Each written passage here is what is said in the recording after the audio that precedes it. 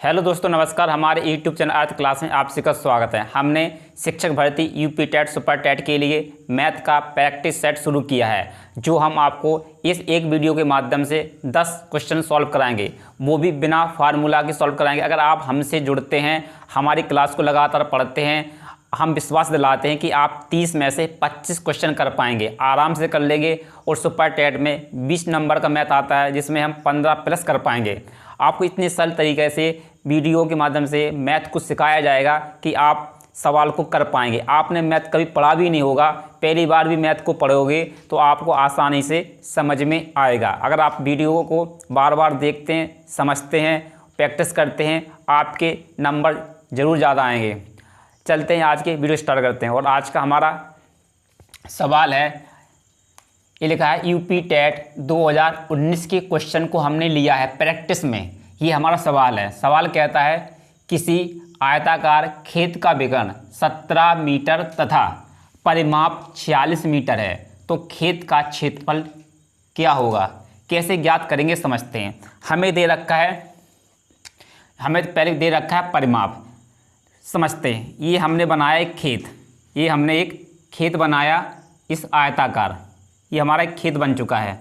उसका जो विकर्ण होता है, इस प्रकार विकर्ण होगा, ये विकर्ण बन गया। ये हमारा 90 डिग्री रहेगा, ये हमारा 90 डिग्री रहेगा। उसने बोला विकर्ण की लंबाई है ना 17 मीटर है। आप सभी लोग बोर्ड पर ध्यान दें, विकर्ण की लंबाई कितनी है? 17 मीटर है। जो उसने परिमाप बताया हमारे पास, कितना? परिमाप। जैसे परिमाप में हम 2 का भाग देंगे, जैसे परिमाप हमें कितना दे रखा है? 46। जैसे हम 2 का भाग देंगे तो कितना आ जाएगा? 2 दूनी 4, 2 3 6 आ जाएगा। कितना आ जाएगा? 6 23। अब ये जो परिमाप आएगा इसमें भाग देंगे। परिमाप होता है चारों भुजाओं का योग होता है, चारों भुजाओं का योग होता है। तो ये हमारा a + b, मतलब ये लंबाई हो जाएगी, ये चौड़ाई हो जाएगी। इन दोनों का योग कितना हो जाएगा? 23 हो जाएगा। आप समझें, आपने एक चीज़ पढ़ा होगा, समकोण त्रिभुज की भुजाएं। समकोण त्रिभुज की भुजाएं ये हम आपको अलग से बताते हैं कैसे होती है। 3 4 5, 5 12 13, 7 24 25, 8 15, ये 17। आप देख सकते हैं। देखो हमारा 8 15 17 ये समकोण त्रिभुज की भुजाएं हैं। तो उसमें देखो ये हमारा समकोण त्रिभुज बन रहा है। एक समकोण त्रिभुज नीचे है, एक इसके ऊपर है। तो इसमें हमें सबसे बड़ी भुजा कितनी दे रही? 17 दे रखी है। तो इस सबसे बड़ी लंबी भुजा 17 हो जाएगी। आधार हमारा कितना हो जाएगा? ये 15 हो जाएगा। आधार हमारा 15 हो जाएगा। ये जो 8 दे रखे, इसकी लंबाई हो जाएगी, ये चौड़ाई हो जाएगी 8। हमें देखना है ये परिमाप हमारा कितना आ जाए? 46 आ जाए। जब 15 हमारी ये नीचे वाली आधार है, ऊपर वाली भी लाइन कितनी? 15 की हो जाएगी। ये 15 हो जाएगी।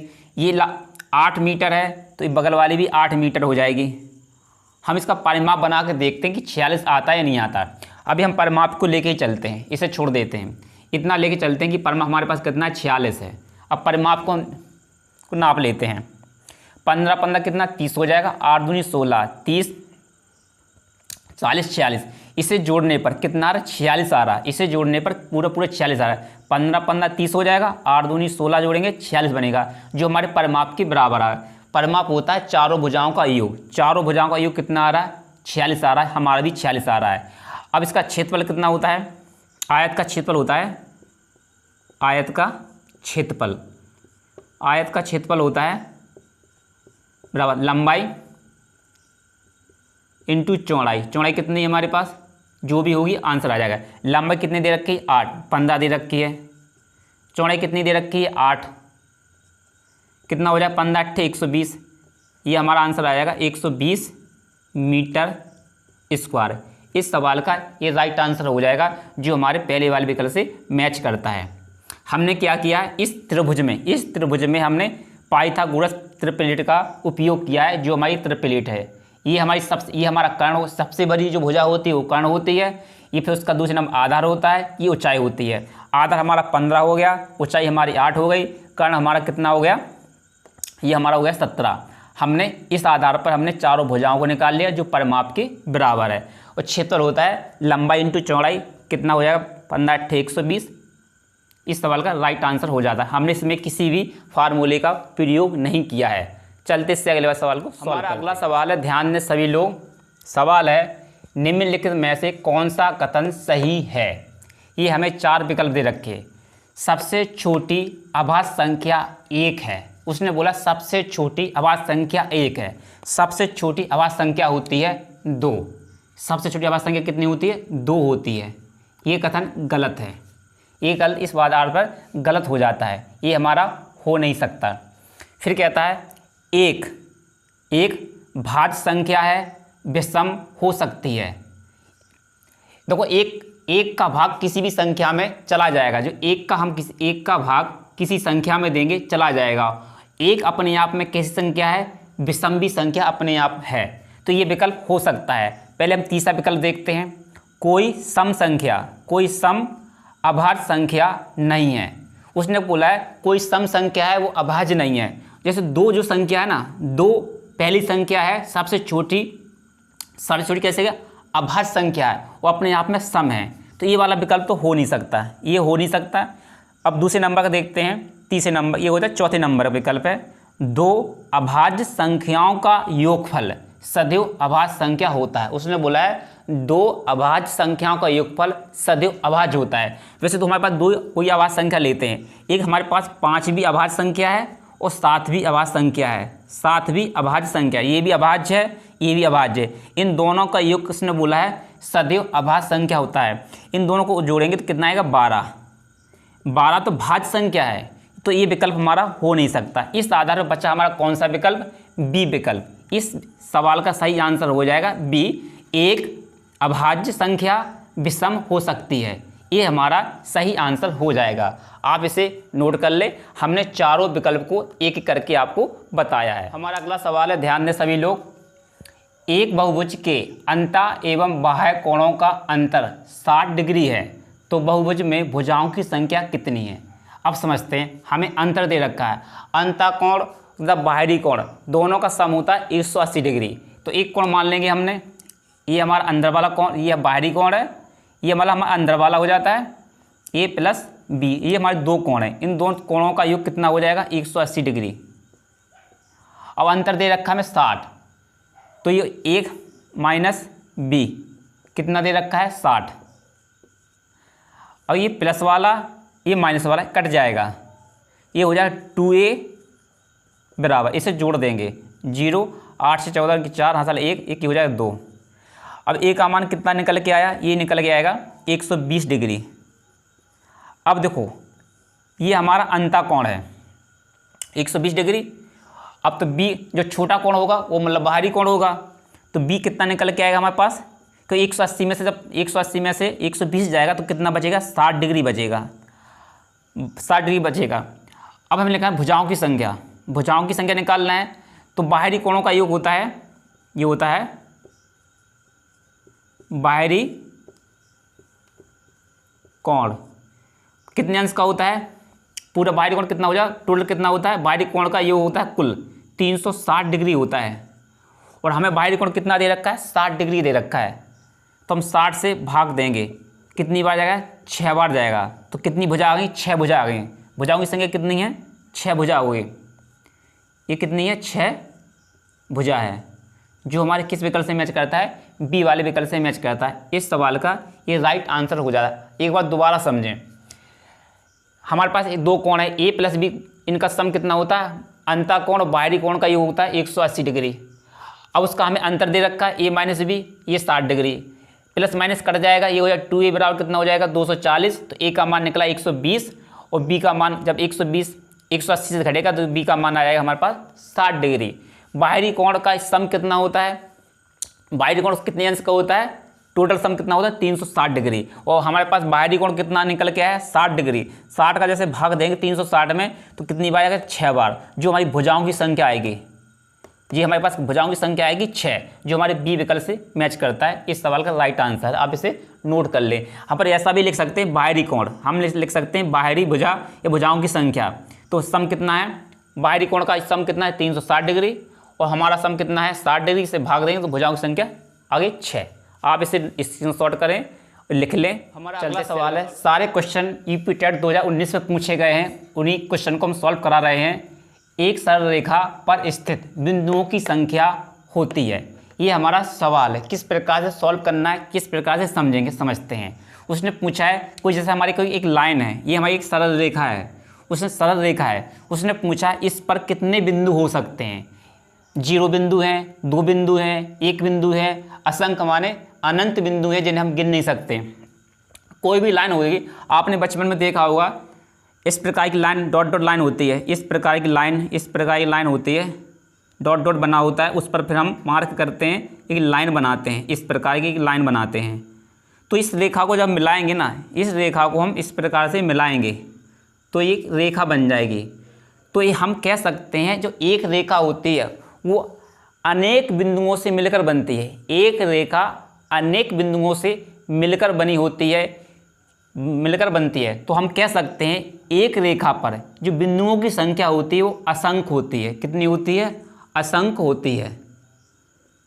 आप समझ गए होंगे, एक रेखा बिंदुओं की संख्या कितनी होती है? असंख्य होती है। यहाँ पर हमारे कई सारे बिंदु हो सकते हैं, कई सारे बिंदु हो सकते हैं। इसका सवाल आपको याद रहना चाहिए, कभी पूछ सकते हैं, यूपी टेट, सुपर टेट, किसी एग्जाम में पूछ सकते हैं। तो हम बता सकते हैं एक रेखा पर बिंदुओं की संख्या कितनी होती है? असंख्य होती है, अनंत होती है, जिन्हें हम गिन नहीं सकते। इसका सही आंसर हो जाएगा हमारा डी विकल्प। आप इसे नोट कर लें, सभी क्वेश्चन यूपी टेट 2019 में पूछे गए प्रश्न हैं। चलते इससे अगले सवाल को सॉल्व करते हैं। हमारा अगला सवाल है, ध्यान दें, अच्छा सवाल है। एक पाइथागोरस त्रिक ज्ञात कीजिए जिसकी सबसे छोटी संख्या 8 है। उसका कहने का मतलब क्या है आप समझें। एक हमने त्रिभुज बनाया, ये हमने एक त्रिभुज बनाया इस प्रकार का, ये हमारा एक त्रिभुज बन गया है। ये हमारा ए, ये हमारा बी, ये सी, ये हमारा आधार होता है, इसे लिखते हैं हम आधार। ये हमारा लंब होता है, इसे एल से, ये हमारा कर्ण होता है, कर्ण। उसने पूछा है एक त्रिक बताइए, जो इस शर्त को फॉलो करेगा वही त्रिक रहेगी। इसका शर्त क्या है? ये होता है कर्ण का स्क्वायर, कर्ण का स्क्वायर बराबर आधार का स्क्वायर प्लस लंब का स्क्वायर, ये बराबर होना चाहिए। ऐसी कौन सी 4 विकल्प में से ऐसी कौन सी संख्या है जो इस संख्या को बराबर बराबर माने? कर्ण का स्क्वायर बराबर आधार का स्क्वायर प्लस लंब, ये होता है लंब का स्क्वायर, इसके बराबर होना चाहिए। ये हमारे 4 विकल्प दे रखे हैं, इसे हम आपको बेसिक से समझा रहे हैं, फिर आपको डायरेक्ट करना बताएंगे। हम पहला विकल्प मान लेते हैं, जो आधार कर्ण होगा सबसे लंबी भुजा होगी। कर्ण कितना हो जाएगा पहले वाले विकल्प से? 17, यहाँ हो जाएगा 17 का स्क्वायर। फिर ये हमारा आधार, ये हमारा लंब, इनमें से कोई सा भी पहले ले लेंगे। आधार हमारा 15 हो जाएगा, यहाँ लिखेंगे 15 का स्क्वायर प्लस ये हो जाएगा हमारा 8 का स्क्वायर। 17 स्क्वायर होता है 289, 289 बराबर 15 स्क्वायर 225 और 8 का स्क्वायर होता है 64। जब इसे जोड़ेंगे तो ये 289 के बराबर आ जाएगा। 5 4 कितना? 9 हो जाएगा, 6 2 8 और ये 2, देखो ये कितना है? 289 बराबर 289 आ गया है। इसका मतलब है जो कर्ण का स्क्वायर होता है लंब और आधार के स्क्वायर के बराबर होता है। अब ये इस प्रकार से कौन सा विकल्प सही है? पहले वाला विकल्प इस सवाल का राइट आंसर हो जाता है। ये इसकी ट्रिक है, ये ट्रिक पूछा है, ये इसकी ट्रिक हो जाती है। कर्ण हमारा कितना हो जाता है? 17, आधार हमारा कितना हो जाएगा? 15 और लंब कितना हो जाएगा? 8। उसने पूछा है सबसे छोटी संख्या कौन सी है, तो 8 सबसे छोटी संख्या है। फिर ये लंब हो जाएगा, ये आधार, ये कर्ण हो जाएगा। आप डायरेक्ट कैसे याद कर सकते हैं? इसकी कुछ भुजाएं होती हैं, समकोण त्रिभुज की जो भुजाएं होती हैं, आप उन्हें डायरेक्ट याद कर सकते हैं। कैसे याद करेंगे समझते हैं। यहाँ पर आपको लिख के बताते हैं। 3 4 ये 5, 5 12 13 13 7 24 25 8 15 17 9 40 41 9 4 41 11 60 61 11 60 61 हो जाएगा। ये है 61। ये हो जाएगा यहाँ पर कितना? 20 21 और 29 भी हो सकता है। ये हमारी त्रिक है। इसका मतलब ये है, ये हमारा लंब है, ये हमारा आधार है, ये हमारा कर्ण है। आप ये डायरेक्ट भुजाएं याद होना। अब देखो हमें कौन सी इसमें मिल रही, देखो ये मिल गया 8, 15, 17। तो इस आधार पर ये हमारा सवाल सही हो जाएगा, इसका ये विकल्प मिल जाता है। ये पाइथागोरस ट्रिक होती है। समकोण त्रिभुज की भुजाएं क्या है, समकोण त्रिभुज की भुजाएं हैं। ये आप सीधा याद रखें ने, ये भुजाएं हैं, इस प्रकार से याद कर लें तो आपको आसानी होगी एग्जाम में सॉल्व करने में। आपको ये याद होती तो आप एक ही बार में समझ जाते 8, 15, 17 किस विकल्प में मैच कर रहा है। आप कहते पहले वाले विकल्प में, आप इसको देखते, टिक करते, आगे बढ़ जाते, आपके 5-10 सेकंड बच जाते, वो आपको आगे आने वाले क्वेश्चन को मदद करते। हमारा अगला सवाल है, ध्यान दें सभी लोग। एक आयत की लंबाई में 60% की वृद्धि करने पर उसकी चौड़ाई में कितने प्रतिशत कमी करनी होगी जिससे आयत का क्षेत्रफल ना बदले। ऐसे सवाल को किस प्रकार से सॉल्व करना है। उसकी लंबाई में तो वो वृद्धि कर रहा है, उसकी चौड़ाई में कितने % की हमें कमी करना होगा कि उसका क्षेत्रफल ना बदले। ऐसे सवाल को किस प्रकार सॉल्व करेंगे समझते हैं। जो आयत की लंबाई कितनी वृद्धि कर रहा है, 60% की वृद्धि कर रहा है, तो 60 को लिखेंगे ऊपर, हमने लिखा 60 को। जो 60 में जो वृद्धि की गई तो हम जो 100 में जोड़कर लिख देंगे बटे में। तो अपने आप में जो भी संख्या होती है 100 होती है, 60 में 100 जोड़ेंगे हो जाएगा 160, तो 160 बटे में लिख देंगे। ये लिखा हमने 160 बटे में। और परसेंटेज ज्ञात करने के लिए 100 से कर देंगे गुणा। अब बताओ, इसमें हमने किसी फार्मूला का प्रयोग किया नहीं किया। कितनी वृद्धि की है, 60 की, तो 60 को लिखा ऊपर। अब ये बटे में कौन सी संख्या आएगी, 60 को 100 में जोड़कर लिख देंगे बटे में, हो जाएगा 160। परसेंटेज ज्ञात करने के लिए 100 से कर देंगे गुणा, हमारा आंसर आ जाएगा। बिंदी से बिंदी काट देंगे, 4 से कटेगा 100 25 बार, और 4 से 16 कटेगा 4 बार, 2 से कटेगा ये 2 बार, और 2 से 6 कटेगा 3 बार। ये हो जाएगा 25 × 75। ये कितना हो जाएगा 75 बटे 2। अब इसका भाग देंगे, कितना आ जाएगा 37.5% की हमें कमी करनी होगी। क्या करनी होगी, कमी, जो हमारे सी विकल्प से मैच करता है। इस सवाल का ये राइट आंसर हो जाता है। आप इसी प्रकार से सवाल को सॉल्व करें, आपको किसी फार्मूले को प्रयोग नहीं करना होगा, बस इसी मेथड पर आप सवाल को सॉल्व करें, आपका आंसर जल्दी और सटीक आंसर निकल आएगा एग्जाम में। चलते इससे अगले वाले सवाल को मिलते हैं। हमारा अगला सवाल है, ध्यान दें। 2018 में अमित का वेतन 1,26,500 रुपये है। वर्ष 2016 से उसका वेतन प्रतिवर्ष क्रमशः 10% व 15% बढ़कर 2018 के वेतन तक पहुंच गया। वर्ष 2016 में उसका वेतन कितना था। अब समझें, उसका 1,26,000 है 500, उससे हमारा सारे उत्तर कम है। किस प्रकार सॉल्व करना है, पीछे जाना है। जो उसका वेतन कितना है, 2018 में वेतन है उसका 12,65,00। उसका वेतन बड़ा है। देखो कोई वस्तु होगी, अपने आप कोई वस्तु होगी 100 से कितनी बड़ी होगी, 10% तो पहुंचा होगा 110। फिर 100 वाली वस्तु अपने आप पे बढ़कर कितनी होगी 15%, तो पहुंची होगी 115। पहली वस्तु कितनी थी 100, उसने पहले पूछी है, पहले का पूछा तो पहले 100 थे, तो 100 से गुणा करेंगे, ये 100 बटे कितना हो जाएगा 110। और फिर दूसरी बार भी पूछा है, 2 वर्ष का पूछा है, तो 2018 से 16 का पूछा है, 2 वर्षों का पूछा है। पहले भी 100 कितना था 100, फिर बड़ा कितना 115, तो नीचे आ जाएगा 115। इसे सॉल्व करना है, अपना आंसर आ जाएगा। कैसे सॉल्व करेंगे समझते हैं। वो हम इस बिंदी से इस बिंदी को काट देंगे, 5 से काटेंगे, ये संख्या 20 बार कटेगी, 5 से ये संख्या 23 बार कटेगी। अब इसे हम गुणा करते हैं, तो 11 एकम 11, यहाँ से कितना बचा 1, तो 11 एकम 11, फिर बचा 5, ये इतनी बार कट जाएगा, और 2 जीरो की 2 जीरो उतार देंगे, ये हो जाएगा। अब 23 से संख्या को काटेंगे, 23 पंच कितना हो 115 होता है, 23 पंच 115, तो ये 5 बार कटेगा, तो कितना हो जाएगा ये 500। इनका गुणा करना है, और 2 जीरो हमारे पास ये मतलब एक कट गई है यहाँ से, ये हमारे पास कितना आया 500 इंटू कितना 10, हमारे पास ये 200 से गुणा कर देंगे, 200 से गुणा करेंगे आंसर आ जाएगा। तो 4 बिंदी की, तो 4 बिंदी 1 2 3 4, 5 दूनी 10, तो 10 लिखेंगे, तो आंसर आ जाएगा 1,00,000 रुपये, जो हमारे सी विकल्प से मैच करता है। इस सवाल का ये राइट आंसर हो जाएगा, इसका आंसर हो जाएगा सी। आप सभी लोग नोट कर लें, स्क्रीनशॉट ले लें। चलते से अगले सवाल से मिलते हैं। हमारा अगला सवाल है, ध्यान दें, अच्छा सवाल है। यदि a + b/c बराबर b + c/a बराबर c + a/b बराबर k हो तो k का मान होगा। कैसे ज्ञात करेंगे समझते हैं। सबसे पहले हमें k दे रखा है। k इसका मतलब है k इसके बराबर भी है, इसके बराबर भी, इसके बराबर। इसे इस प्रकार लिख लेंगे, a + b/c बराबर से लिखेंगे, क्या लिख लेंगे, इसे k दे रखा है, लिखेंगे k।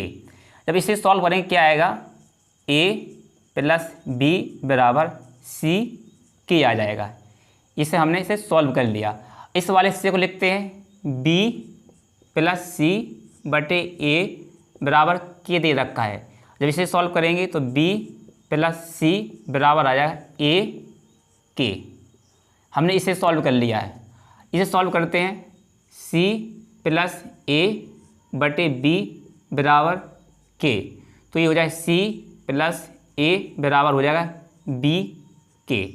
अब तीनों संख्याओं को हम जोड़ देते हैं, तीनों संख्याओं को जोड़ते हैं, समझें। ये हो जाएगा हमारे पास a + b बराबर c k। इस संख्या को जोड़ेंगे, ये हो जाएगा b + c बराबर a k। इस वाली संख्या को जोड़ेंगे, c + a बराबर b k। आप इसे समझें, यहाँ समझने का खेल है। देखो यहाँ पर a कितनी बार, 2 बार, b कितनी बार, 2 बार, c कितनी बार, 2 बार। इसे इस प्रकार लिख सकते हैं, 2 कोष्टक में आ जाएगा a + b + c। अब बराबर का चिन्ह लगाएंगे, जब बराबर है तो यहाँ पर बराबर का निशान लगाएंगे। देखो इसे एक साथ लिख लेंगे, a + b + c। जो हमें k कॉमन दे रखा है इसमें गुणा में, तो एक k को इस प्रकार लिख लेंगे।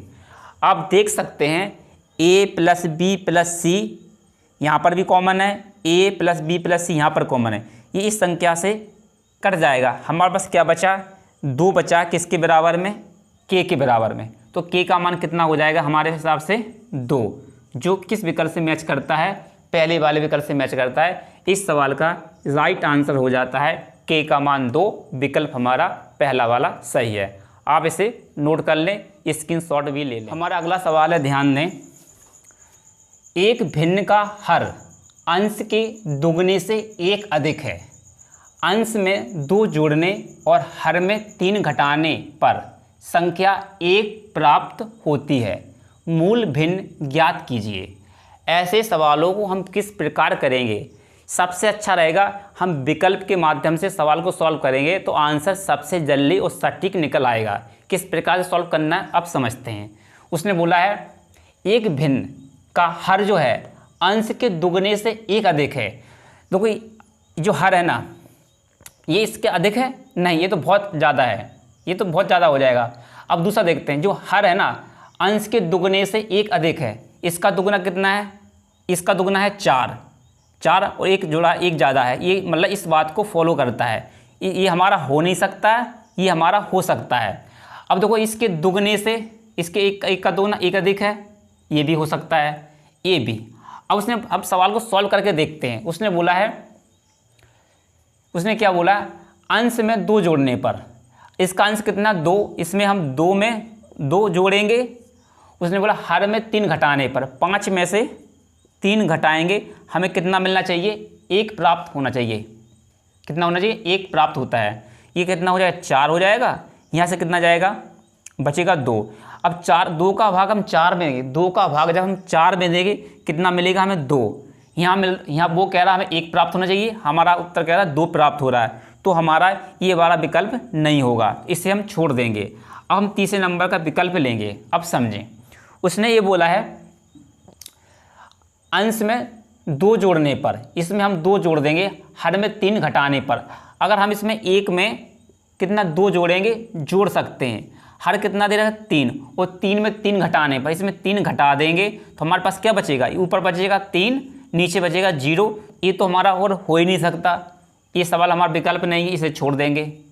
अब बचा हमारा ये चौथा, ये हमारा 100% श्योर है। अब हम एग्जाम में हम इसे चेक कर लिया, इसे चेक कर लिया, इसे चेक कर लिया, अब इसे हम चेक नहीं करेंगे, ये हमारा 100% हमारा आंसर है। अब यहाँ पर हम प्रैक्टिस कर रहे हैं, तो आपको हम इसे सॉल्व करके बताते हैं किस प्रकार चेक करेंगे।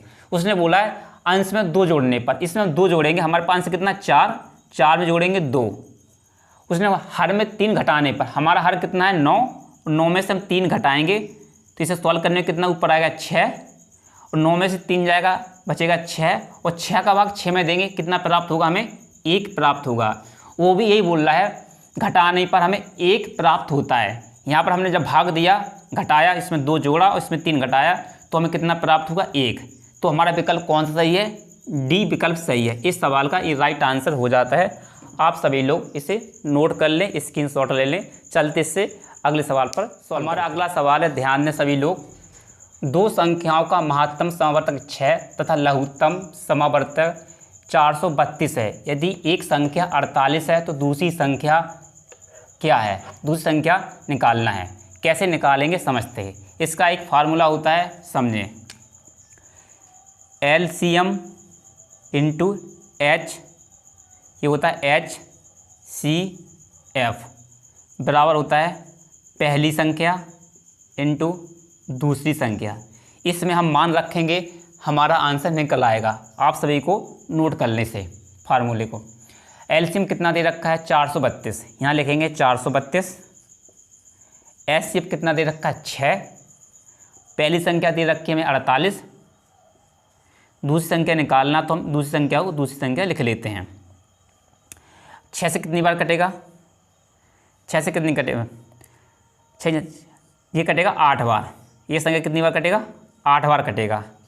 अब 8 से इसको हम काटेंगे, 8 पन कितना जाएगा 40, कटा 5 बार, बचा 3, 8 चौको 32, 32। तो हमारे पास दूसरी संख्या कितनी निकल के आई है, ये निकल के 54, जो हमारे किस विकल्प से मैच करती है। पहले में 27 है, दूसरे में 42 है, तीसरे में निकल के आई 54, जो हमारे सी विकल्प से मैच करती है। इस सवाल का सही विकल्प हो जाएगा 54 सी विकल्प। आप सभी लोग इसे नोट कर लें। हम आज के इस वीडियो को यहीं समाप्त करते हैं। आपको वीडियो अच्छा लगता है तो अपने दोस्तों में शेयर करें, बताएं कि अर्थ क्लास चैनल पर यूपी टेट, सुपर टेट का मैथ का प्रैक्टिस सेट स्टार्ट हो गया है। वो भी इतने बेसिक से आपको पढ़ाया जाएगा कि आपको मैथ सीख जाएंगे और मैथ का डर मन से निकल जाएगा। आप टेट में या सुपर टेट में जब भी बैठेंगे, हमसे जुड़े रहेंगे, तो आपके 30 में से 20 और 25 नंबर तो आ ही जाएंगे। ऐसे सुपर टेट में आपका 20 नंबर का मैथ आता है तो आपके 15+ नंबर पहुंचेंगे। बस आपकी शर्त आपको इतना करना है, जो भी हम प्रैक्टिस सेट डालते हैं आपको daily by daily practice set को देखना है, पढ़ना है, नोट्स बनाना है, उस पर प्रैक्टिस करना है। बस आपको इतना काम करना है। आप हमारे कंसेप्ट को पढ़ते चलें, देखते चलें, समझते चलें, आपके अच्छे नंबर आएंगे एग्ज़ाम में। और वीडियो अच्छा लगता है तो अपने दोस्तों में शेयर ज़रूर करें और बताएं। मिलते हैं इससे अगले वाले वीडियो में। वीडियो देखने के लिए आप सभी को धन्यवाद।